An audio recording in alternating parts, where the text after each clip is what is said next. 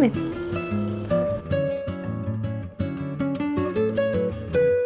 Okay, welcome to my shop. Today I thought I would give you a little tour of this place, which is one of my favorite places in the world. Nowhere do I feel as content and, relaxed and inspired as I do in here.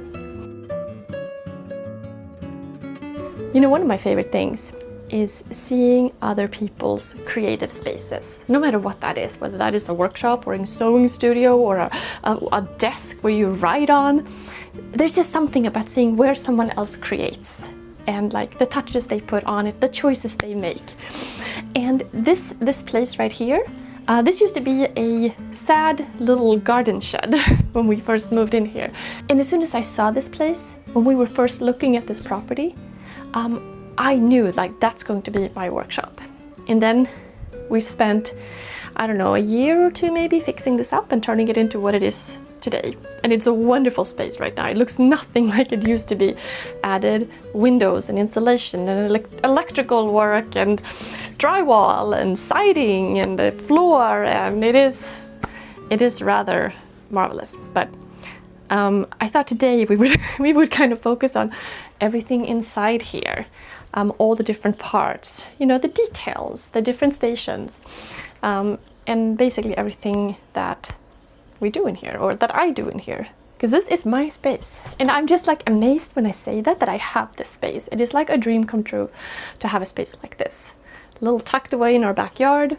I mean, not far from our house, but just to have a quiet space that you can close the door to, where I can come out, I can make noise, I can sew on my sewing machine, I can bang away with a chisel or do bookbinding, and it doesn't bother anybody. I really like that. So I just painted the door because it was terrible before it was peeling, so we have a new brightly painted door. Perhaps the most useful piece in this entire shop is the workbench. This is made with 2x4s, framing lumber. It has a vise and some storage underneath. It is very sturdy.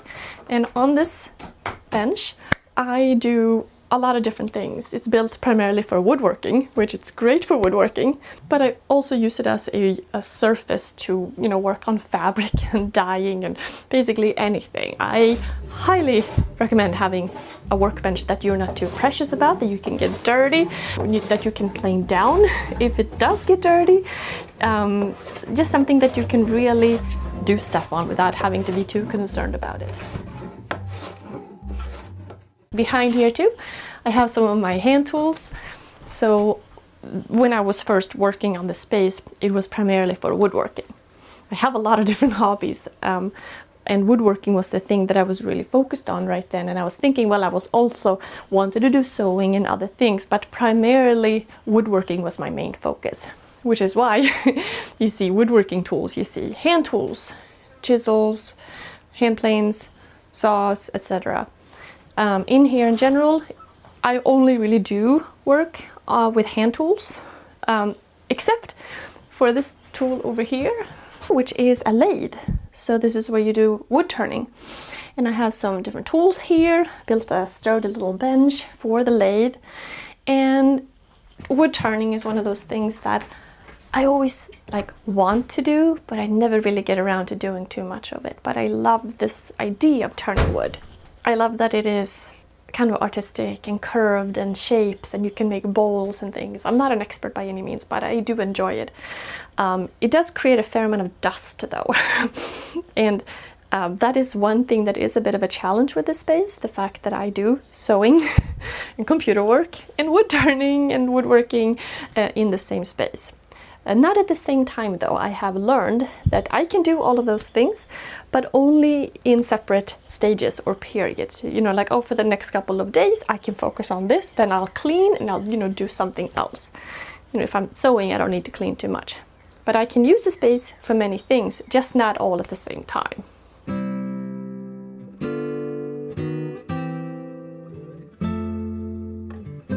Now, if we move a little bit here, okay, on the workbench here I have a overhead situation so that I can film down right by the window, which I really love because of the natural light you get.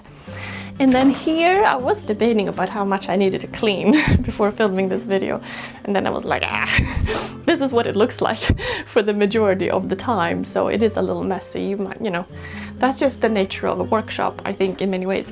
Here I have my dyeing supply. So when I do natural dyeing, when I'm using the pot, I move it over there. But here I just have a variety of aluminum sulfate, scale, washing soda, calcium hydroxide, you know, all of the stuff you need and stuff like that just kind of grows too. And yeah, but holds quite a bit over here. The back wall, not terribly thought out. It was more like I got frustrated and like, oh, I need something here. I would like to redo this. But basically I have a very basic shelving system on the bottom, and then like a counter kind of, and then some storage stuff at the top. And it's kind of it's just kind of grown over time. I've added a section here and a section there, which is fine. I would like to have a wooden counter on top of here, but I haven't gotten to that. Storage is always an issue, and primarily here I keep fabric. Like here is my more dented fabric, here is my washed dyed fabric ready to be used. This was the first prototype of the window boxes I made for outside. It turned out to be a rather useful little holder for things. Here we have some leatherworking supplies, my beautiful typewriter, which needs a new ribbon and a good cleaning really. I'm having some issues with it. My ironing board. This is just a piece of wood and foam with some fabric. I didn't want to have a full ironing board in here, but this works great just to put on the bench or whatever. As we turn around, AC, rather ugly but very necessary, because in the summer it becomes unbearably hot in here without it, and humid. Let's see, I'm gonna get to my curtains in a little bit. And here I have a shop cart that was one of the first pieces that I built for this place. This is just rather full and with drill and battery and compressor and just stuff that you don't want to look at. It has wheels, which is nice, and a kind of a nice wooden top, so I can roll it around if I need to. I'd spin in a few different places. Mirror, very, very practical for when you're sewing clothes in here. Before I had the mirror, I would just sew clothes and then try to take a picture of myself or look in the little mirror. And it felt a little silly to bring a mirror into this workspace, but then it has been so useful, like when you're testing things and trying things. So I would highly recommend getting a mirror. Let's see, we've got, you know, guitar to play around with sometimes, broom, which I use all the time. Don't really have a vacuum in here or anything, so a broom works great. Now we're coming to one of my other favorite pieces in here.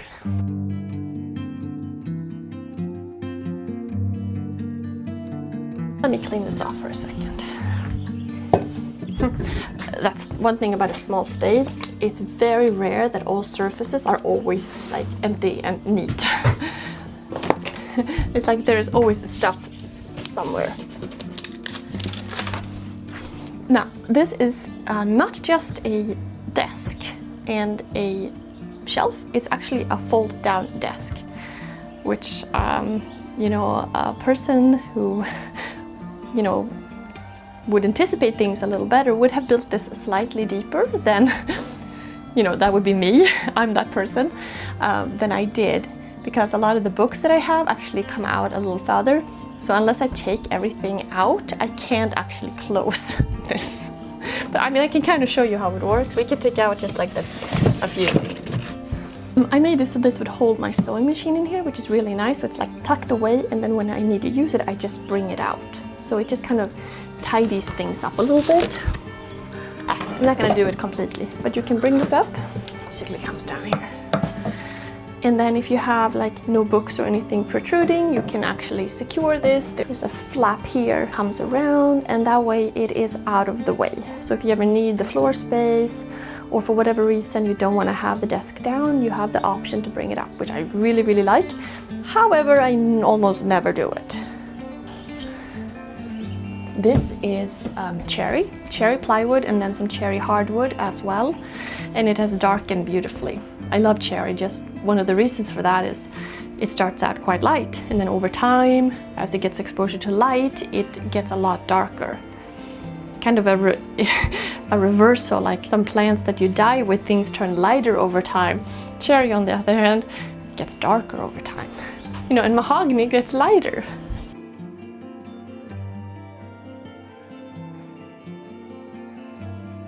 And then here we have the section that I probably spend the most amount of time at in this space, actually, and that is my computer.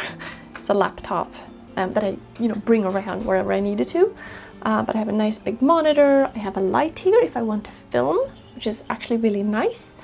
Let's see.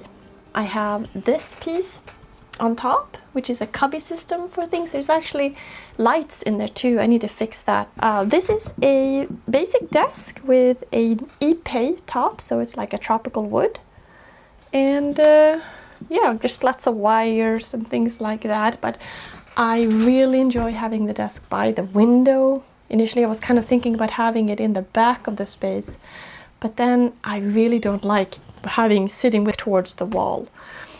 I really like that I can look outside and see what's going on and just have the light come in too. And then when I picked out the door here, there's a window in this door as well. So sometimes I just kind of sit here and I look out, and I can look out the window here, and I can look out my windows here, in there. This space didn't have any windows, or it had like these shed style, like 2 tiny shed style windows.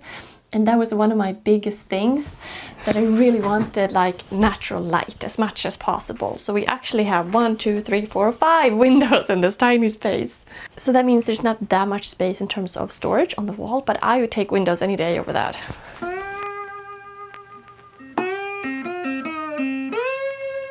Now, when I was first working on this space, in terms of like color and choices and things like that, I wanted there to be like a lot of wood and like a very warm feeling. So that's why I was thinking I would just paint everything white, even though I'm not really a huge fan of white. But when it's a combination with a lot of wood, I think it works. All of the windowsills and molding are made with this rustic white oak flooring. This piece is glued together. And I definitely want windowsills. I mean, I don't know if it's an American versus European thing, but a lot of American homes don't have windowsills. Whereas most homes in Sweden, where I grew up, have windowsills, and why wouldn't you have it? It just makes so much more sense to me. Anyway, I definitely wanted windowsills. And then I also was thinking about like what some sort of curtain system that also could work as like block the sun, and that would be very simple. So here's what I came up with. Oh, this is just... So here we have, these are just natural linen, and we have like a basic little corner here, and just a rod that the fabric is on, and it just kind of slips in. And then when I keep it down, if I want to block the view or block the light or whatever, and then if I want to bring it, depending on the length I want, I can change that by rolling however much. Often I want as much light as possible.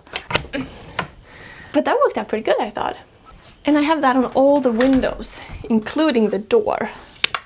It gets a lot darker actually when you have these down, and it's nice sometimes just to kind of make it more cocoon feeling,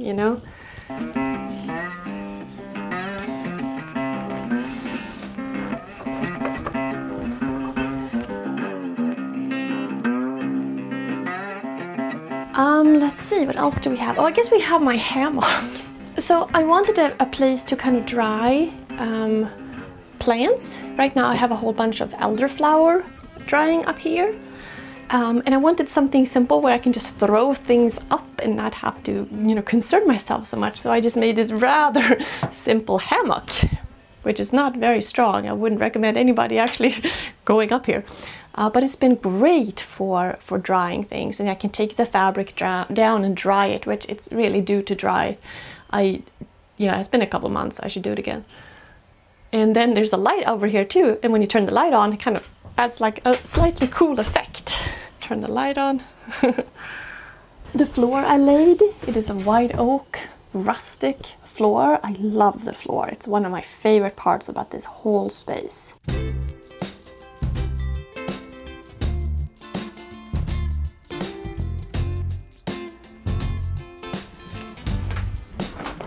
I guess the thing is, I realize somebody watching this might feel like, whoa, that's like a lot. That's a space full of things. It has you do a lot of different things in here, and that is true. Like, and not everybody have this wonderful opportunity to have a space like this. However, I don't think you need a space like this to do a variety of things. You just need a little corner somewhere. It is very nice to have a space that is not your kitchen, like to do natural dyeing or something, because there's no chance you're gonna mix things up. And also sometimes there are quite a lot of smells when you are, I remember when I was doing like juniper needles, for example, to get this kind of yellow greenish color, the smell was horrible, it was awful. But other times, you do something that smells really nice. I'm just saying that there's a lot of odors that come when you do natural dyeing. Of course, if you're doing woodworking, having a dedicated space is very nice, because you don't want that sawdust and that stuff like in your living space. But all this other stuff, the sewing, making your own clothes, writing, doing art projects, that you definitely don't need this. That said, I love my shop. It is the coziest space. And this is where I wish I could invite you who is watching. I wish I could invite you in here and we could make some tea or drink some kombucha and just hang out and work on something together. It is a good space for 2 people, maybe 3. Many more than that, and it's a little cramped.